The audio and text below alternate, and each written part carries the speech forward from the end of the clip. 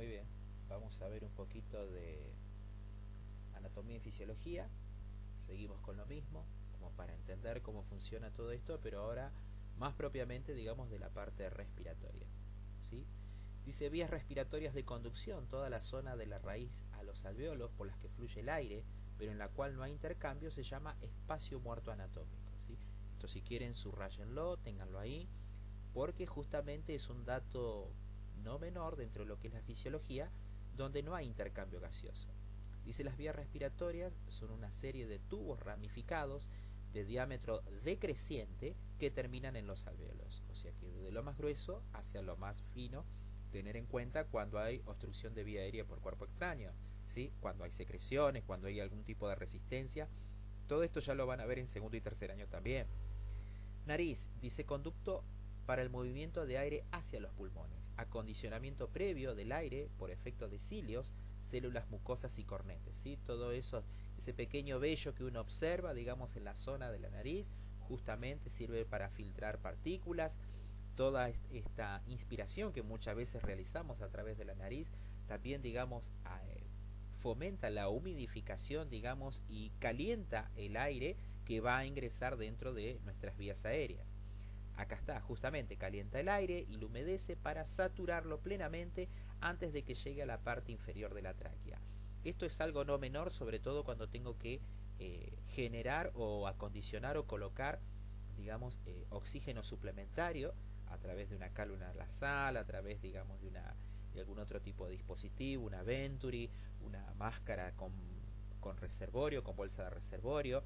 Muchas veces el oxígeno, sobre todo el oxígeno central, también el de que viene con los tubos, viene muy frío y a veces es necesario calentarlo o humidificarlo, por lo cual existen distintos dispositivos dentro de instituciones hospitalarias, también dentro de las privadas. Funciona como filtro al atrapar las partículas, importante, ¿sí? Órgano del sentido del olfato y en menor proporción interviene en el lenguaje, exactamente, ¿sí? Por eso está el médico especialista que es otorrinolaringólogo, ¿sí? Especialista en nariz, garganta y oído, ¿sí?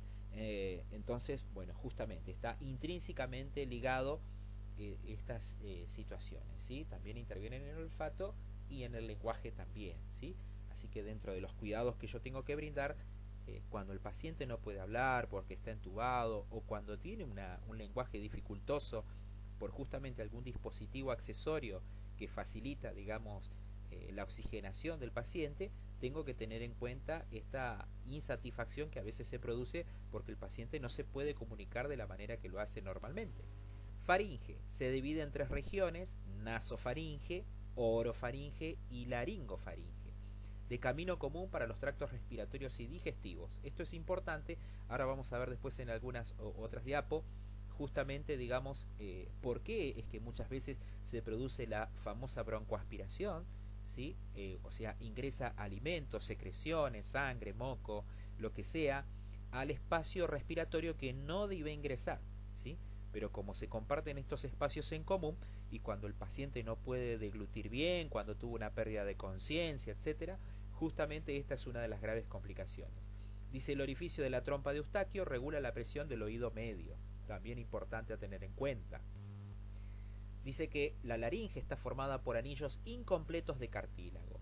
9 cartílagos la forman, los 3 más largos son cartílago tiroides más grande, la epiglotis, pequeño cartílago en forma de hoja que impide la broncoaspiración, y el cricoides, único anillo completo, la parte más estrecha de la vía respiratoria del niño, hace innecesario el manguito de anclaje para los tubos endotraqueales. Ahora vamos a ver de qué se trata esto de los tubos endotraqueales. Ustedes ya habrán visto que yo envié algunas fotos y demás, donde hay algunos balones insuflados que justamente sirven, digamos, como situación de anclaje. Importante papel en la respiración, vocalización y deglución. Importante, ¿sí? La laringe. Bueno, acá está, ¿sí? Muestra un poquito, digamos, la lengua. Fíjense la proporción que ocupa dentro de la cavidad facial, ¿sí? Fíjese acá la epiglotis, importante, ¿sí? Y acá va describiendo anatómicamente, bueno, supraglotis, cuerdas vocales, glotis, subglotis. Toda esta parte forma la laringe, ¿sí? Por eso hay alguna, ahora yo les voy a mostrar una máscara, que es la máscara laringea, que justamente se posiciona anatómicamente ocupa, ya está preparada anatómicamente, se coloca, esto es cuando se hace una intubación a ciegas, ¿sí? ¿Por qué? Porque, bueno, justamente tuvo un traumatismo facial muy fuerte, digamos, tiene toda la cara destrozada, se quemó, lo que sea.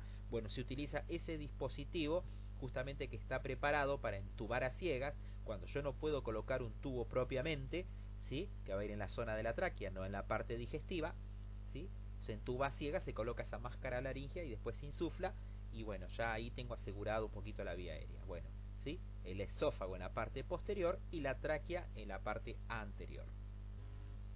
Bueno, acá se puede observar otra parte de la anatomía, ¿sí? Vestíbulos, la epiglotis, ¿sí? En esta zona, ¿sí? O sea, estaría acá atrás de esta zona, cartílagos cricoides, cuerdas vocales falsas, verdaderas, que intervienen justamente en el lenguaje, y estos anillos acá ya es propiamente la tráquea en sí misma. Dice que la tráquea es un conducto formado por anillos incompletos de cartílago, cumple una función vital, proporciona un camino a través del cual el aire llega a los pulmones desde el exterior. Su obstrucción puede ocasionar la muerte por asfixia. Produce el reflejo tusígeno, en especial a nivel de su bifurcación carina, ¿sí? Cuando se diferencia un bronquio del otro, ese espacio donde empieza esa bifurcación se llama carina.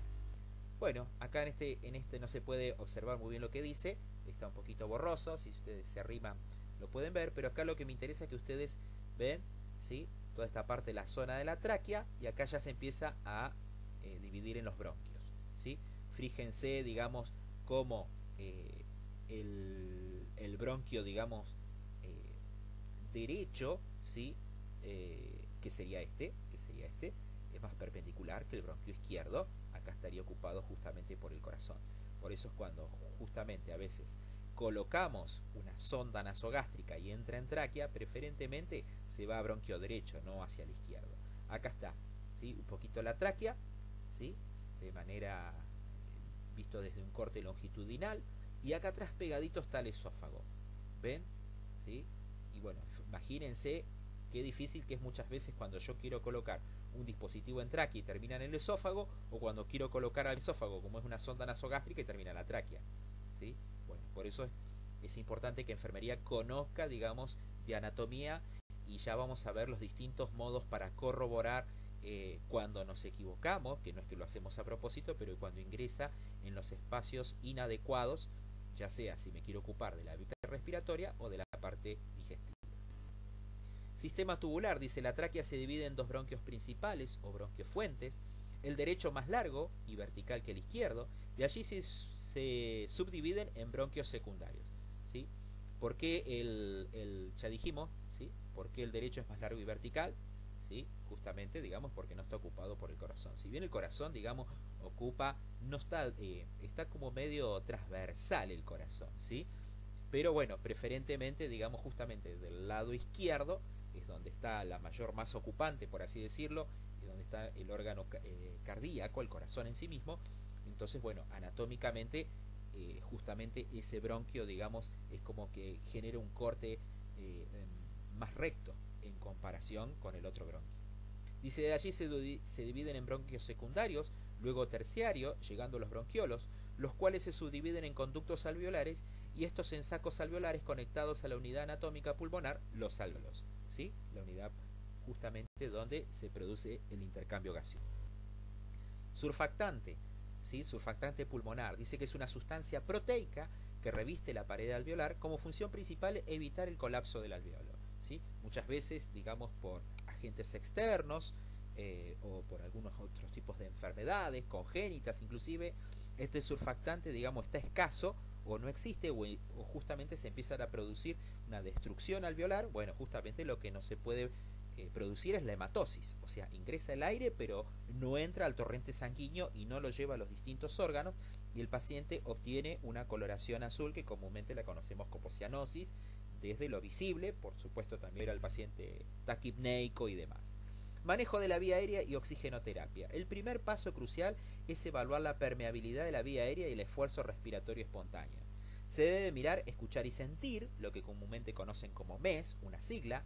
Si el movimiento de aire se redujo o está presente, nos acercamos al paciente si miramos si existe expansión torácica, escuchamos si están presentes los ruidos respiratorios y sentimos si el aire golpea nuestras mejillas. Esto un poquito lo vimos, digamos, cuando vimos el RCP primario, el RCP básico, ¿sí? Acá justamente, digamos, en exterior cuesta mucho observar, digamos, la expansión pulmonar, pero sí lo podemos hacer o dentro de la ambulancia o en el shock room o dentro de la habitación del paciente, porque puede ser que en algún momento el paciente presente un paro cardiorrespiratorio dentro de la unidad de clínica, de cirugía, de donde sea, ¿sí? Bueno, justamente, si bien el paciente está monitorizado y es mucho más fácil la evaluación, si así no ocurriera, bueno, justamente, ¿sí? Lo primero, digamos, si el paciente habla, ya, digamos, me está hablando que la vía aérea está despejada. ¿Cuánto está despejada? Bueno, voy a ver si existe algún roncus, alguna sibilancia, el paciente habla como con un silbido, está taquipneico, está diaforético, ¿sí? Justamente algo está pasando que impide o, digamos, la ventilación o la oxigenación que hace que el paciente esté mal perfundido. Observar el nivel de conciencia del paciente, señor, señora, ¿sí? ¿Me escucha, no me escucha? ¿Está un poquito obnubilado? ¿Por qué está obnubilado? ¿Le está faltando oxígeno? ¿No puede hablar? Dice, y determine si tiene apnea, ¿sí? Quiere decir, hay falta total de movimientos respiratorios. Si no detecta esfuerzos respiratorios, proceda a apoyo manual o ventilación asistida.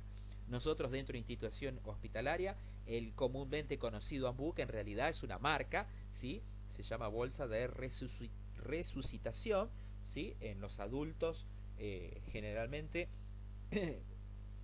lo mismo ocurre que en los niños, ¿no? Pero digamos, cubre todo lo que es la parte del puente nasal y todo lo que es la parte de fauces, toda la boca, ¿sí? Y ahí empezamos, digamos, conectados a una fuente de oxígeno, se insufla toda una parte exterior, digamos, ahora vamos a ver los dibujos, ¿sí? Se tiene que llenar esa bolsa, no tiene que estar colapsada, y ahí voy insuflando justamente a, no con todo, sino despacito, 12, digamos, a 20 respiraciones por minuto es lo que yo le tengo que estar dando al paciente. No lo tengo que hiperventilar, sobre todo si es un EPOC, si es un paciente que está con bajos niveles de CO2, justamente esos niveles de CO2 hacen que el paciente esté vivo. Así que si yo le doy mucho oxígeno, justamente puede llegar a ser contraproducente, indistintamente que en ese momento le esté faltando. Ya lo vamos a hablar más claramente cuando hagamos la parte práctica.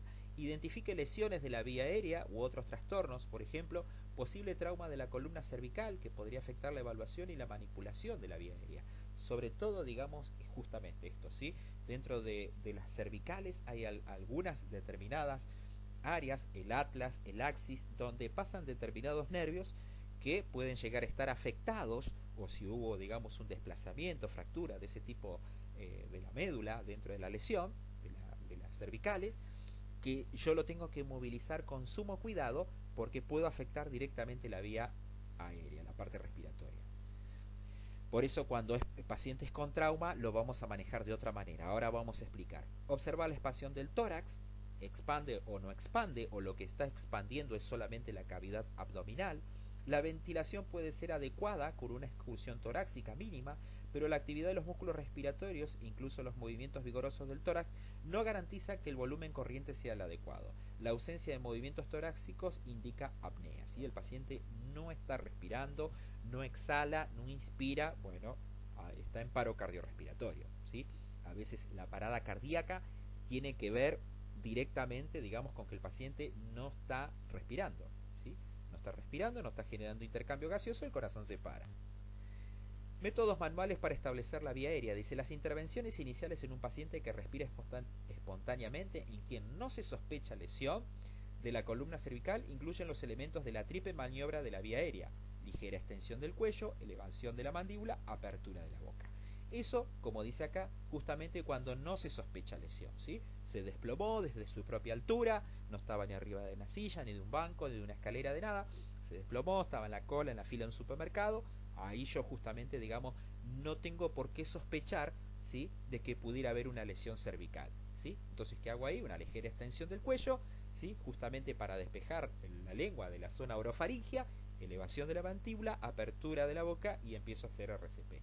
Obviamente que en estas situaciones de pandemia y demás es complicado hacerlo, digamos, en vía pública y demás. ¿Qué es lo que hacemos? Ustedes ya lo saben, que puede llegar a ser prueba de examen, pregunta de examen, perdón. Manos que salvan vidas. Acuérdense de eso. Hay una campaña respecto a esto. Inicio, digamos, compresiones torácicas, hasta que llegue, digamos, servicio de ambulancia, en caso que pase en vía pública. Si nosotros estamos con la ambulancia, bueno, ya tenemos todos los elementos ahí, y si estamos dentro del hospital, ni hablar. Acá está, movimiento, ¿sí? Hay una hiperextensión, ¿sí?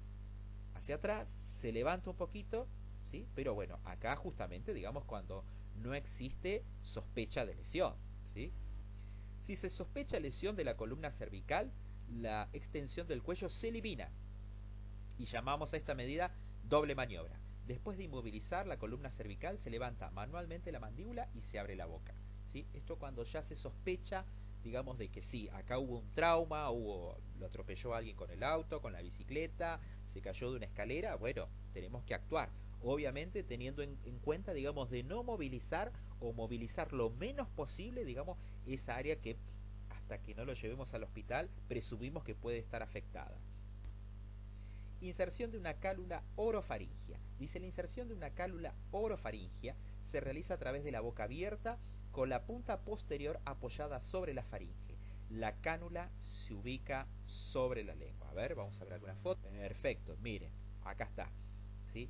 Esta es toda la parte, digamos, anatómica, toda la parte, digamos, que incurre en toda la parte que es ya la nasofaringia.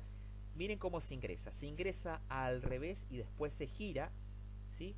La medida adecuada para tomarla es, ¿sí?, como está acá, desde comisura labial hasta el lóbulo de la oreja, ¿sí? Así, digamos, controlamos externamente cuál sería, digamos, la medida apropiada para cada individuo, ¿sí? Por eso hay de distintas medidas, neonatales, pediátricas, de adultos también de distinto tamaño. Generalmente, para colocar esto, para proteger un poco la vía aérea, no la protege en la totalidad, ¿sí? Me ayuda, digamos, cuando el paciente cierra mucho la boca, hay algún tipo de convulsión. Lo ideal es colocarlos en pacientes semi-inconscientes a inconscientes, porque si no produce justamente un reflejo de vómito, ¿sí? Produce tos y demás, y el paciente la expulsa porque no es lo que está necesitando. Ahora, cuando el paciente está semi-inconsciente, ¿sí?, o inconsciente del todo, bueno, ahí me puedo ayudar justamente con este dispositivo, que generalmente son huecos porque me permite colocar una sonda y aspirar secreciones que me pueden llegar a estar obstruyendo la ventilación y demás. Acá hay otra imagen, ¿sí?, como está colocada, ¿sí?, para que ustedes vean un poquito de anatomía a través de este dibujo, de esta foto que está muy bien hecha. Otro tipo, digamos, de cánula, dijimos, una es la orofaringia y la otra nasofaringia, que como ustedes ven o ya estuvieron viendo, se coloca por la nariz. Fíjense estos hoyuelos, estas solapitas que tiene acá, esto es hueco. Fíjense que es biselada, tiene un determinado bisel, y estos generalmente son de látex, ¿sí? Son de diferentes tamaños. Obviamente también se coloca lubricada, porque justamente toda la zona de cornetes y demás está ampliamente vascularizada, ¿sí? Y puedo generar epistaxis, ¿sí? El paciente puede llegar a tener algún tipo de sangrado. Bueno, lo peor que nos puede pasar es que tuviera rinorragia, pero bueno, digamos, son métodos de protecciones cuando yo necesito ventilar de alguna manera al paciente. Acá se está colocando, obviamente, sobre un maniquí, se lubrica, ¿sí?, y se coloca. Ahora vamos a ver cómo se mide desde nariz, justamente acá la está midiendo hasta la zona de la mandíbula. Generalmente también se puede medir hasta el lóbulo, ¿sí?, más o menos las medidas, entender cómo va colocada la anatomía. Vemos un poquito de administración de oxígeno. Dice, a los sistemas para administrar oxígeno suplementario generalmente se los clasifica como de alta concentración de oxígeno, todo esto ya se lo dio la profe, capaces de aportar hasta un 100% de oxígeno por el dispositivo, o como sistemas controlados, porcentaje de oxígeno fijo o de baja concentración de oxígeno. Entonces tenemos los de alta y los de baja concentración, ¿sí? Ya ustedes vieron con el material que mandó la profe Karina cómo se divide en cada uno. Vamos a hablar algunas generalidades. Composición del aire, importante, ¿sí? Oxígeno, esto estamos hablando a nivel ambiental, ¿sí? Solamente 21%.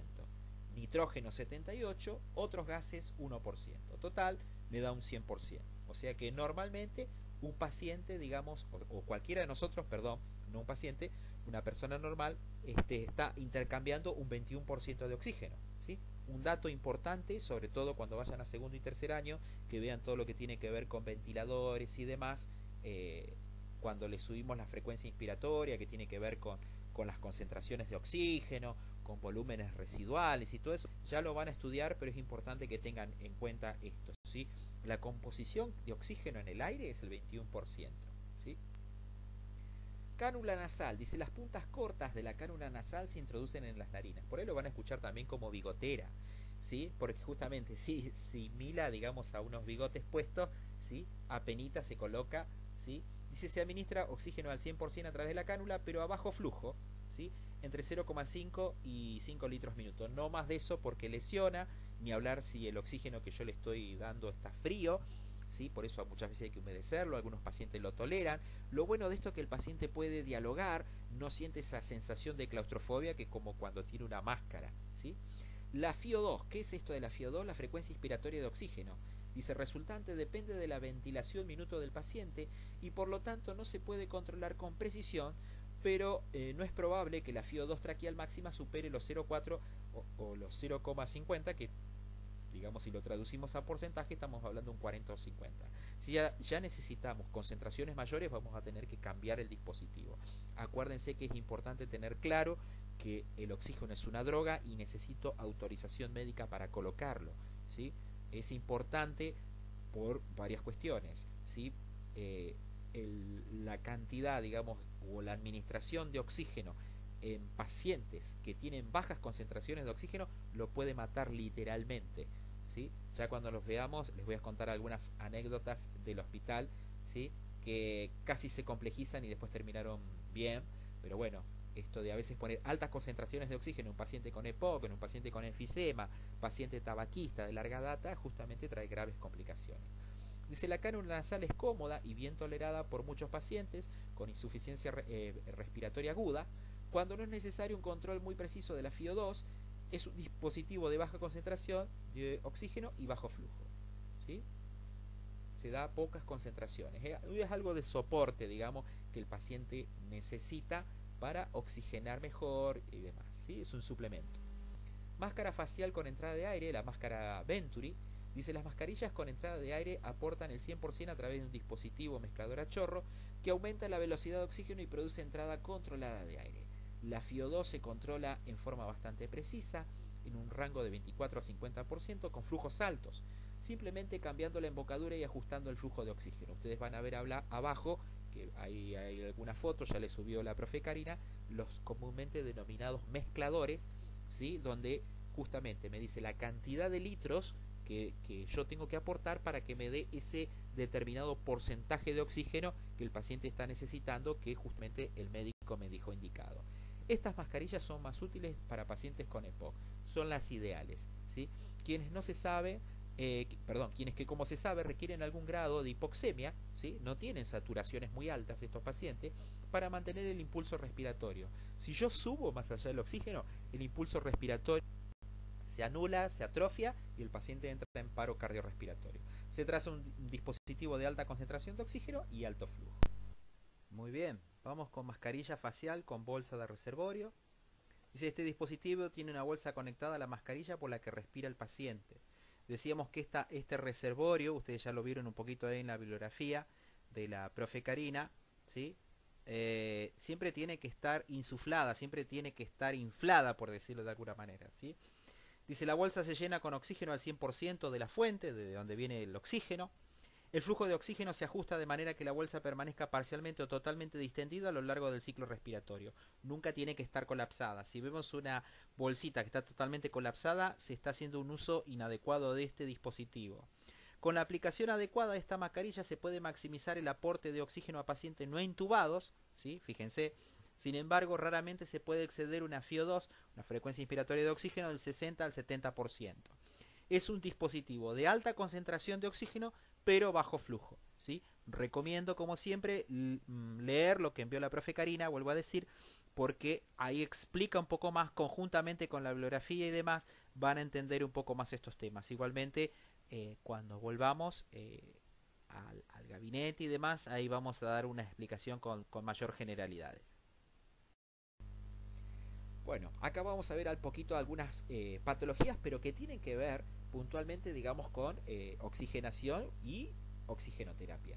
La angina de pecho, dice, es en general un desequilibrio pasajero entre el suministro y las necesidades de oxígenos del miocardio, del corazón, manifestado como dolor torácico que puede ser constrictivo, punzante, hormigueante, urente, que quiere decir que es ardiente, u opresivo. Suele situarse generalmente en el lado izquierdo o en la zona subesternal, pudiendo irradiarse al brazo izquierdo o a los dos, a la mandíbula, al cuello o a la espalda.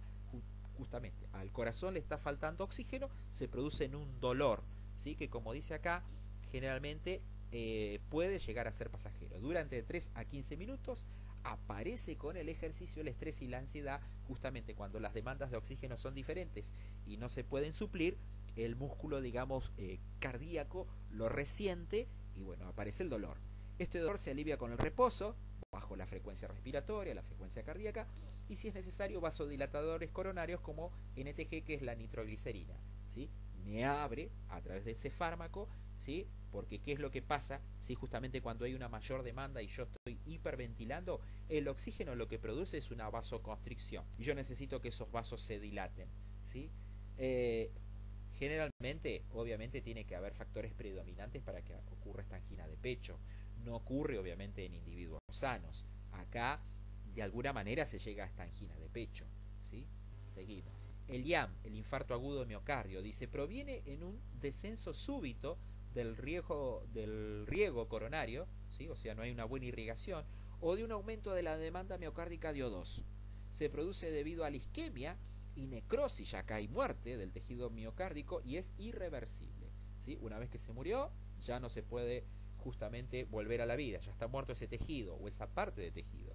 El dolor torácico en el IAM puede ser compresivo, cizallante o punitivo, sensación de pinchazo, por lo común en las zonas retroesternales o precordial, ¿sí? Es un poco similar, ¿sí?, a la angina de pecho. Si se irradia, puede alcanzar el brazo izquierdo, cuello, mandíbulas, dientes, zona epigástrica y espalda, acompañándose de sudoración, náuseas y vómitos. Acá hay una diferencia, aparece en reposo o con el ejercicio y dura más de 30 minutos, ¿sí? Pero, bueno, justamente a veces ocurre la angina y a veces ocurre un IAM, ¿sí? Un infarto agudo de miocardio. Vamos a tener que hacer las pruebas, el médico va a hacer las pruebas de laboratorios, enzima y demás, para descartar si es un infarto. La gente dice un preinfarto. El preinfarto generalmente no existe, o es o la angina de pecho o el infarto agudo de miocardio en algunas de las áreas, ¿sí? Hay gente que tiene 1, 2, 3 infartos y todavía vive, y hay gente que se infarta masivamente y bueno, termina falleciendo en ese único infarto que tiene. Pero hay personas que tienen varios infartos y todavía viven. Obviamente que esa parte del corazón está muerto. No se alivia con el reposo, acá por más que descansemos, no, los cambios de postura o el empleo de estos, el NTG, la nitroglicerina, que son vasodilatadores. No, no se alivia, acá hay que hacer otro tipo de terapia, ¿sí?, para tratar, digamos, de que esa parte del corazón donde hubo un trombo y se generó una isquemia, ¿sí?, para que no progrese hacia la injuria y la muerte, o sea, ya la injuria ya está, ¿sí? Bueno, voy a tener que usar algunos trombolíticos, para romper esos coágulos, ¿sí? Bueno, con todo el riesgo que amerita, obviamente el paciente ya está en terapia intensiva. Shock, dice que es una condición severa que ocurre cuando no hay suficiente flujo de sangre en el cuerpo, lo cual causa presión sanguínea muy baja, falta de orina y daño a células y tejido. Exactamente, cuando la presión sanguínea es muy baja, el paciente se pone oligúrico o anúrico, ¿sí? Va a estar frío, sudoroso, está mal perfundido, ¿sí? Tiene que generalmente ver con un foco no tratado. ¿Puede aparecer de manera súbita? Sí, puede aparecer de manera súbita, ¿sí? Dice, acá está, acá explica un poco más. El shock ocurre cuando su presión arterial es muy baja y no hay suficiente suministro de sangre y oxígeno en sus órganos y tejidos. Las causas de un shock incluyen sangrado externo o interno. El interno es más complicado de diagnosticar, ¿sí? Deshidratación, quemaduras o mucha diarrea y o vómitos. Esto implica la pérdida de grandes cantidades de líquidos corporales. El shock a menudo acompaña a una lesión. Algo pasó, por algo se choqueó el paciente. Acá vemos algunos tipos de shock, ¿sí? Shock hipovolémico causado por sangrado interno o externo. ¿Sí? El externo yo lo puedo visualizar, el interno puede ocurrir dentro de cavidad abdominal, dentro, ¿sí?, toda la zona púbica y demás, internas, las pelvis, ¿sí?, toda esa zona ahí, digamos, se puede albergar hasta 2 hasta 3 litros de sangre, ¿sí? Y bueno, el paciente obviamente va dando una manifestación externa de este sangrado. Shock séptico, ¿sí? Causado por infecciones en el torrente sanguíneo, ¿sí? Empieza como una infección urinaria no tratada, ¿sí? Acuérdense que era el 40% de las de las internaciones hospitalarias o que terminan justamente en terapia intensiva tienen que ver con infecciones urinarias no tratadas a repetición, no se trata. Bueno, esos microorganismos empiezan a migrar al torrente sanguíneo y empiezan a descompensar varios sistemas juntos. Shock anafiláctico causado por una reacción alérgica grave, ¿sí? Generalmente el shock anafiláctico afecta la parte respiratoria en sí misma. Shock cardiogénico, tiene que ver con el corazón, causado por la incapacidad del corazón para bombear sangre eficientemente, ¿sí? ¿Qué produjo un shock cardiogénico? Bueno, es que es un corazón que ya está agotado, un corazón tal vez que ya tuvo algunos infartos, un paciente que ya tiene varios stents, que tiene arterias tapadas y demás. Bueno, ese corazón ya no da más, sobre todo en adultos mayores y demás. Sí, puede ocurrir en gente joven también, claro que sí, ¿sí? Shock neurogénico causado por malestar emocional extremo debido a una tragedia personal o desastre, ¿sí? Ante una situación, digamos, de gran estrés, ¿sí? Bueno, se produce esto, todos los sistemas colapsan y bueno, y el paciente entra en shock. Dice, los síntomas de un shock incluyen, acá está, piel fría y transpirada, o diaforesis, como ustedes la conocen, pulso débil pero acelerado, ¿sí? Está bajito pero rápido, porque necesita el organismo sangre y no le está llegando sangre adecuadamente, respiración irregular, boca seca, pupilas dilatadas y reducción del flujo de orina, porque el paciente está hipotenso. El shock pone en peligro la vida de una persona y es importante obtener ayuda inmediatamente.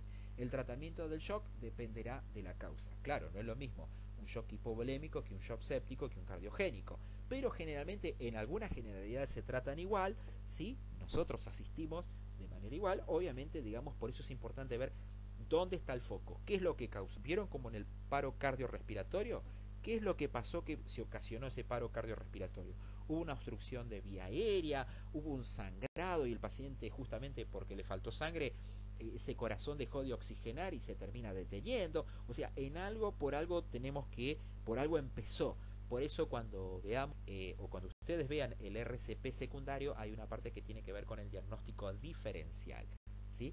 En la D, en el RCP básico tiene que ver con el DEA, en el RCP avanzado tiene que ver con el diagnóstico diferencial, que tenemos que ver qué es lo que está causando que ese paciente haya entrado en paz. Si bien ahora estamos hablando de shock, ¿no? Acropaquia. Bueno, tiramos algunas generalidades para entender. Dice, la acropaquia es el agrandamiento indoloro e insensible de las falanges terminales de los dedos de las manos y de los pies que normalmente son bilaterales, ¿sí? Ocurren en las dos manos.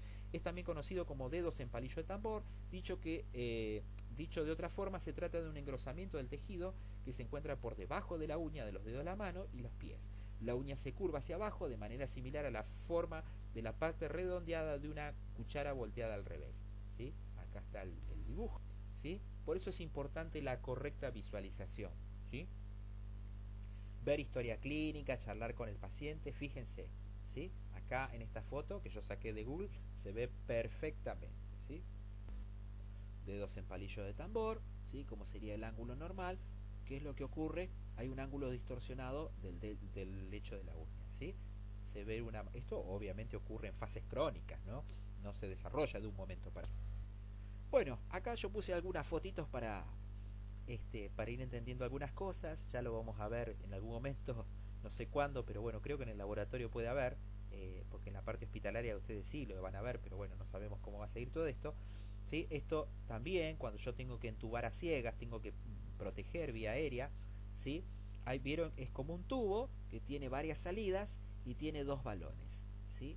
El primer balón, ¿sí? Dice balón orofaringeo, el otro balón distal, ¿sí?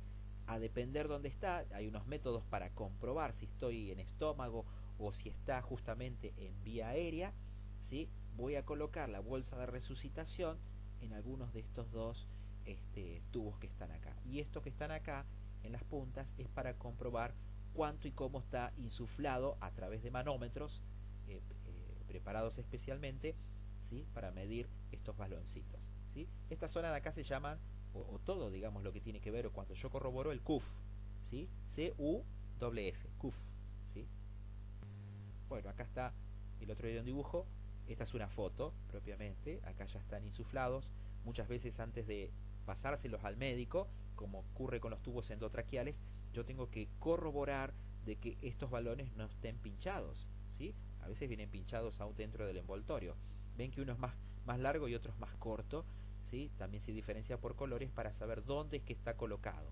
Esto también es cuando hay que hacer una intubación a siga. Generalmente no se utiliza, tal vez en la ambulancia o en guardia central sí, ¿sí?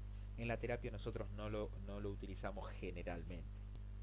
Bueno, acá ven un poco los dispositivos de máscara Venturi, ya estuvo explicando la profe. Fíjense que acá hay unos orificios que nunca tienen que estar tapados, ¿sí? Acá están los mezcladores de distinto color, acá no se pueden ver, pero ya vamos a ver en el laboratorio lo que yo les decía. Hay dos lecturas, por un lado aparece, digamos, el porcentaje de oxígeno que da cada una de estos mezcladores en relación a la cantidad de litros que tiene que estar ingresando a través de un tubo o de oxígeno central. Está la tubuladura que tiene que estar limpia, los conectores. Acá esto también es un mezclador que sirve como turbina, ¿sí? Este corrugado que a veces también se empaña o se puede llenar de secreciones. Fíjese que generalmente estas máscaras son transparentes para observar si el paciente vomita, si tiene secreciones, o sea, yo necesito estar observando. Acá también se va produciendo el intercambio gaseoso, por eso esto no tiene que estar obstruido. Acá no se sí, acá se alcanza a ver que hay como un pequeño puente, un alambrecito, digamos, algo que justamente hace de que esté sobre el puente nasal y obstruya o se acomode lo mejor posible a la nariz de cada individuo, ¿sí? Y la banda elástica. Estos elementos generalmente son descartables o son descartables. ¿Por qué digo generalmente?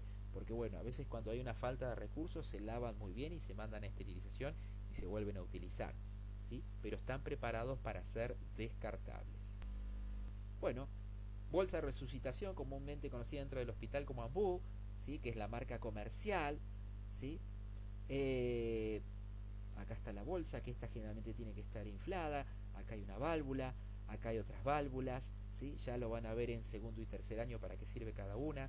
La máscara que se coloca, esta zona va sobre puente nasal, esta sobre fauces, y acá, esta parte que yo estoy marcando acá con el puntero, se coloca en esta zona, ¿sí?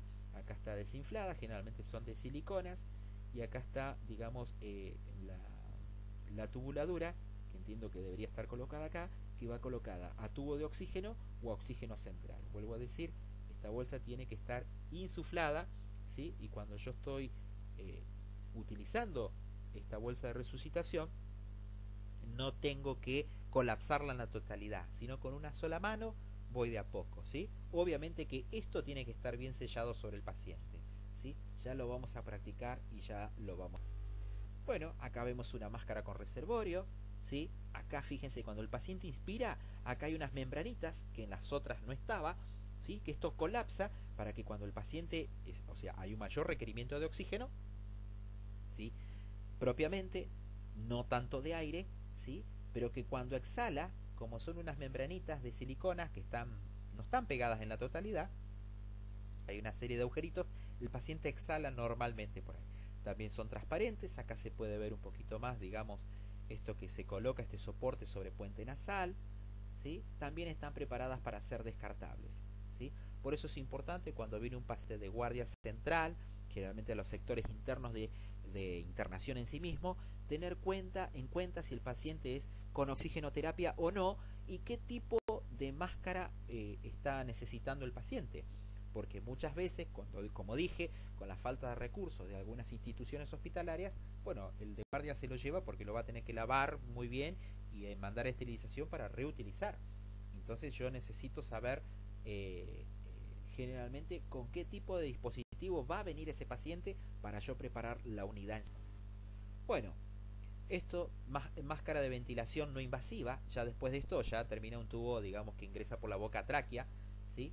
Esto, la verdad que es bastante claustrofóbico, ¿sí? Da mucha presión positiva, ¿sí? Alto flujo, es como sacar la cara fuera de la ventanilla de un auto a alta velocidad, pero bueno, ven que está, justamente tiene todo un sello, ¿sí? generalmente todos estos bordes son de silicona, los que van justamente contra el paciente, y estos son abrojos, y acá, bueno, justamente viene todo lo que tiene que ver con el aire. Esto produce mucha sed, sensación de claustrofobia, pero bueno, por eso este paciente también necesita mucho tipo de contención. Contención porque le está faltando oxígeno, se puede llegar a poner combativo, agresivo, deprimido, etcétera. Deprimido desde el sensorio me refiero, ¿sí? Entonces es un paciente que precisa una alta monitorización. Igualmente esto está colocado un ventilador, está todo con una serie de alarmas, que si llega a haber alguna fuga o algo, esas alarmas me van a avisar de que no se está produciendo el sello que es necesario para que este paciente, digamos, pueda optimizar este dispositivo que se ha colocado, ¿sí? Bueno, acá en un bebé, ¿sí? Miren, le pusieron acá como un casquito, ¿sí? Está tranquilito entre todo, ¿ven? Es más chiquito, hay que estar cerquita de ellos también, no se asustan, hay que tomarlo como un juego, pero bueno, no deja de ser un paciente y me tengo que ocupar, ¿sí? Yo siempre digo algo que por ahí puede sonar un poquito fuerte, pero con el pobrecito se muere gente. Tenemos que hacer lo que tenemos que hacer para salvar la vida de nuestros pacientes, ¿sí? Es algo muy lindo estar en neonatología, es hermoso, pero bueno, también ocurren situaciones tristes. Tenemos que hacer lo que tenemos que hacer, ya se van a preparar, se van a entrenar, y la verdad que es un lugar que da muchas satisfacciones. Acá alcanzo que está conectado a monitor multiparamétrico, parece que veo algo rosita, parece una nena, ¿sí? Así que bueno, lo necesita, se lo colocamos y ahí estamos, brindando confort también. La máscara laringia, que también es para entubar a ciegas, yo les dije, de distintas medidas. ¿Ven? Por acá va a ingresar, digamos, el aire, ¿sí? No solamente el oxígeno, porque a veces ingresa el oxígeno en una primera instancia, pero el oxígeno al 100% es mortal, entonces tenemos que colocarle así otros dispositivos. Acá justamente va colocada la bolsa de resucitación, y esto, digamos, es para medir cuánto se insufla. Esto está dentro de la boca, dentro, digamos, de la laringe, de la faringe en sí misma, ¿sí? Cuánto se insufla. Si insuflo demasiado, esto está contra las paredes costales, va a producir necrosis, ¿sí? Por isquemia. Entonces, bueno, lleva una cierta presión, que ya se los voy a decir en otro momento. Los flumíteros, mezcladores, ¿sí? Yo sé que la profe algo les dio, ¿sí? Acá justamente hay un manómetro que es un poquito diferente, acá me da flujo, acá aparte de flujo también me está dando presiones. Acá entiendo que es un humidificador con filtro también para darle al paciente, ¿sí? Bueno, unos dispositivos que vamos a ir viendo y charlando dentro de lo que es la práctica de Gavito. Bueno, vemos un poquito de pruebas diagnósticas rápidamente, ¿sí? Electrocardiograma, el más comúnmente conocido, ¿sí? Es un trazado que se hace sobre un papel. El monitor de Holter, pruebas de esfuerzo y estudios electrofisiológicos. El electrocardiograma produce un registro gráfico de la actividad eléctrica del corazón. Suele detectar la transmisión de impulsos anormales y la situación eléctrica del corazón. Todo se traduce en un gráfico, ¿sí? Que el médico sabe interpretar, muchos enfermeros también lo hacen, donde uno detecta, ¿sí? A través de ese gráfico qué es lo que está pasando en el corazón en sí mismo, ¿sí? Por eso habíamos visto, o ustedes vieron en el otro video, justamente parte, digamos, de lo que es un trazado electrocardiográfico. Vimos muy por arriba, no entramos en puntualidad qué es lo que significa cada una de esas rayitas, ya lo van a ir aprendiendo. Muy bien, seguimos con el monitor de Holter, ¿sí? O el monitoreo de Holter. Dice que es un aparato portátil que registra la actividad eléctrica del corazón y produce un electrocardiograma continuo durante un tiempo determinado. No es que va tirando la tirita, generalmente la graba dentro de una tarjeta SD, dentro de un pequeño disco. Ahora vamos a ver algunas imágenes. Permite que el paciente desarrolle durante el registro sus actividades normales, ¿sí? Trabaja, va, viene, come, va al baño, está preparado justamente para las actividades diarias. Obviamente amerita algunos tipos de cuidado que enfermería ustedes ya van a conocer, nosotros tenemos que conocer. Cuando se lo colocamos, qué es lo que le tenemos que decir. Generalmente, digamos, esto se lo indica el cardiólogo, o el cardiólogo muchas veces cuando se lo está colocando hay un enfermero, ¿sí? Que facilita, digamos, la explicación hacia el paciente y hacia el familiar, digamos, para el correcto funcionamiento de ¿sí? Y que se pueda hacer el monitoreo. Y se permite al clínico determinar si algunas actividades como caminar o los esfuerzos de la defecación y tienen repercusión sobre la actividad eléctrica. Exactamente, muchas personas, justamente como el acto de defecación requiere un gran esfuerzo, en pacientes constipados, en determinado tipo de pacientes, ¿sí? Por eso la dieta en pacientes post-IAM está modificada totalmente, tiene que ser una dieta blanda porque el paciente que recién tuvo un infarto no puede hacer fuerza, ni inclusive cuando elimina, tiene una eliminación intestinal, ¿sí? Tiene que haber un cambio en la dieta justamente porque si no se puede inclusive volver a infartar. Bueno, acá ven, yo justamente quise poner esta imagen de una señora que está esperando, leyendo una revista. Algunos monitores, ven, es como una mochilita, ¿sí? Acá adentro está el aparatito, les va tomando la presión en relación a lo que determinó, tanto o el médico clínico o el cardiólogo, ¿sí? Generalmente lo termina en el cardiólogo viendo, pero también lo puede colocar a veces al médico clínico en interacción o en interconsulta con el cardiólogo, ¿sí? Nosotros siempre estamos trabajando en esto. Acá adentro seguramente no se alcanza a ver en la señora, pero he conectado algunos electrodos y va corroborando todo lo que tiene que ver con el monitoreo cardíaco, ¿sí? Las pulsaciones, la frecuencia, todo, y lo va a traducir todo acá dentro de este aparatito que ella tiene. Pruebas de esfuerzo. Por ahí algunos los conocen como las famosas ergometrías. Dice, esta prueba evalúa la respuesta cardíaca al esfuerzo físico. Y es el trazado de electrocardiograma que se refleja la frecuencia cardíaca, la actividad eléctrica y el tiempo de recuperación. ¿Cuánto se recupera ese corazón en volver a la normalidad?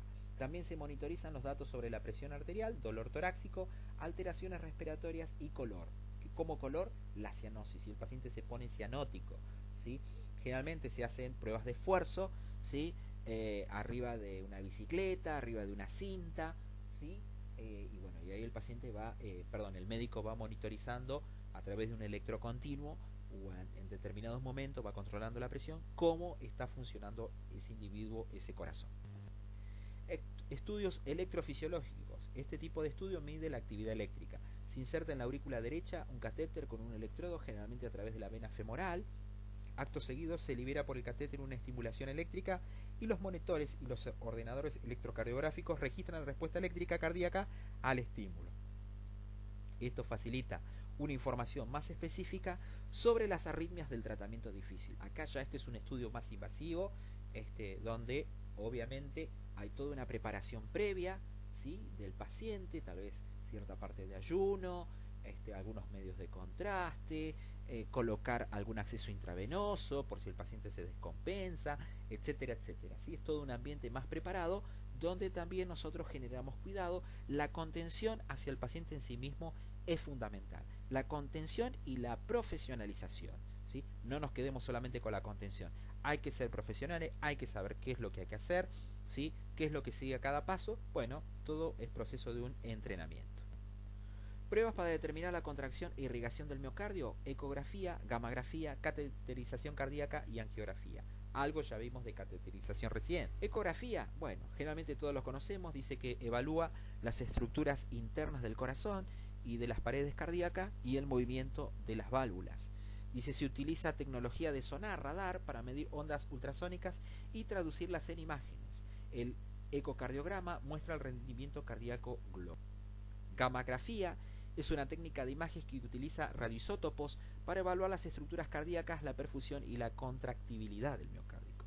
Específicamente, la gammagrafía de perfusión miocárdica evalúa el funcionamiento del corazón y el flujo sanguíneo, ¿sí? Voy un poquito rápido porque no quiero que sea muy extenso y aburrirlo. Yo sé que todo esto ustedes ya lo van a ver en la bibliografía, tienen que verlo en la bibliografía, ¿sí?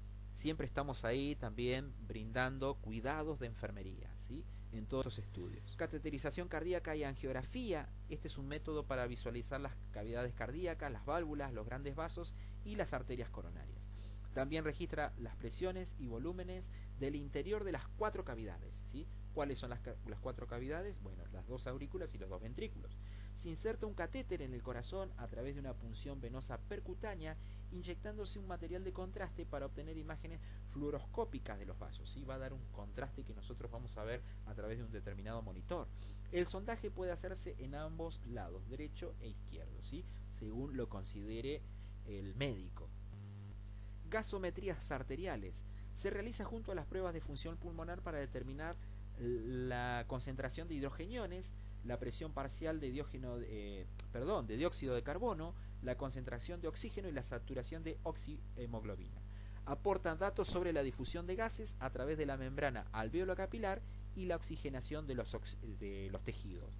Generalmente es una prueba que hace el médico, solamente enfermeros muy avanzados y con determinadas especialidades lo hacen. No está amparado por la ley para que nosotros lo hagamos, pero bueno, algunos enfermeros se atreven a hacerlo con todos los riesgos que esto significa. El problema no es cuando uno lo hace bien, sino cuando uno lo hace mal. Generalmente, vuelvo a decir, no estamos autorizados para hacer métodos invasivos en arteria, pero sí dentro de lo que es las venas, ¿sí? Por eso colocamos determinados tipos de accesos periféricos, sobre todo, no los accesos venosos centrales, no. Eso también lo hace el médico, pero quiero dejar claro esta situación. Muy bien. Bueno, ya casi vamos terminando. Habla de broncoscopías. Dice, visualiza la tráquea y el árbol bronquial. Se utiliza un broncoscopio fino de fibra óptica flexible para realizar biopsias y obtener muestras de líquido o esputo, que tiene que ver con esa flema. También sirve para eliminar tapones de moco, de moco o cuerpos extraños en la vía aérea. Con el paciente en ayunas puede administrarse sedante ante la aplicación del procedimiento, puede administrarse atropina para reducir las secreciones orales, ya que es un anticolinérgico. El profesional de enfermería observa al paciente después del procedimiento en busca de signos y síntomas de dificultad respiratoria o hipoxia. ¿Sí? El paciente, por más que le explicamos la situación, le genera un estrés, le genera toda una situación, digamos, de ansiedad, donde es importante que nosotros estemos cerca, ¿sí? Vuelvo a decir, para actuar profesionalmente y para proporcionar el confort que el individuo necesita. Escala de Glasgow, en esto voy a hablar en otro video, porque quiero hablar de algunas cositas, algunas generalidades que ya las vamos a repasar. Dice que es una herramienta estandarizada que evalúa muchas de las áreas del nivel de conciencia. Se debe efectuar en todo paciente con trastornos neurológicos, internado en cuidados críticos, y la frecuencia será tanto como lo requieran las condiciones del mismo. Acá quiero hacer una salvedad, ¿sí? Ya que esto yo lo copié textual del libro. No solamente se hace en cuidados críticos, ¿sí? La escala de Glasgow también se hace en guardia central, la puedo hacer en la ambulancia, y muchas veces amerita que así sea, ¿sí? Y yo tengo que informar cuando ya coloqué algunas drogas, porque esta escala de Glasgow puede estar modificada en relación a estas drogas, que ya justamente, como ya hay un médico presente, estamos nosotros ahí, justamente le coloqué una analgesia, le coloqué algún ansiolítico, lo que sea, que me va a dar modificada esta escala de Glasgow, que necesito valorar para ver cómo seguimos ante esta determinada lesión, ¿sí? Que generalmente tiene que ver con sistema nervioso central. Dice, al emplear la escala de Glasgow, indique si ciertas respuestas no pueden valorarse porque el paciente ha sido intubado o inmovilizado, está paralizado o los ojos están cerrados por edema o hemorragia. Exactamente. Dentro de la escala que yo les mandé en archivo aparte, y distintamente de esta porque no se puede ver muy bien, que está en PDF, ustedes van a ver que hay una parte que habla de que no se puede valorar. Bueno, justamente eso yo es lo que tengo que marcar, y si es posible discriminar por qué es que no se puede valorar. ¿Sí? Porque tiene un tubo, porque se le colocó algún tipo de pseudoanalgesia. Bueno, todo eso yo lo tengo que decir. Siempre debe consignarse la mejor respuesta que se obtenga, no la peor, ¿sí? La mejor. Cuando yo mido, digamos, hago una simetría entre el lado izquierdo y el lado derecho, siempre tengo que tratar de consignar la mejor respuesta. Esto es científico, ¿eh?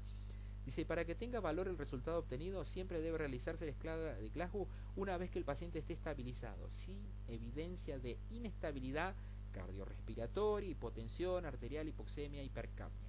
Si así estuviera y necesita hacerse, digamos, la escala de Glasgow, bueno, tengo que describir, digamos, que está viendo algún otro factor que me está dando esta escala de Glasgow. Una vez que el paciente esté adecuadamente ventilado, oxigenado y perfundido, a posteriori se realiza la escala de Glasgow. Esto sería lo ideal. Se deben descartar tóxicos, droga, alcohol y considerar la administración de sedantes y depresores del sistema nervioso central. Perfecto. Considerar lesión espinal si la respuesta motora es nula y el paciente tiene antecedentes de politraumatismo. En esta escala, las respuestas del paciente son graduadas y los scores, resultado final, serán de las tres categorías, son sumados, los rangos de score de Glasgow van de 3 a 15 y el 15 sería el normal. Ya vamos a practicar de esto y ya les voy a hablar un poquito más de esto. acá está la escala de Glasgow, ¿sí? Ya voy a hablar de esto, ¿sí? Ya estoy ahí, después de esto ya charlo sobre esto para dar algunas interpretaciones generales de esta escala de Glasgow, que se ha sufrido algunas modificaciones y esta es la escala de Glasgow actual, la que se utiliza ahora. Hay otra que es más viejita, ya quedó en desuso, ahora usamos esta. Bueno, acá puse un poquito para que vayan viendo algunas cuestiones, ¿sí? De cerebración y de corticación, algunos movimientos. Fíjense en este dibujo cómo se adopta este tipo de pie, de esta forma que se llama pie equino. Acá está un poquito más hiperextendido, acá está como hacia adentro, ¿sí? Fíjense las manos también, ¿sí? Como que se agarrotan y se vuelven hacia abajo, y acá como que se van, o sea, o se van propiamente sobre la zona del tórax,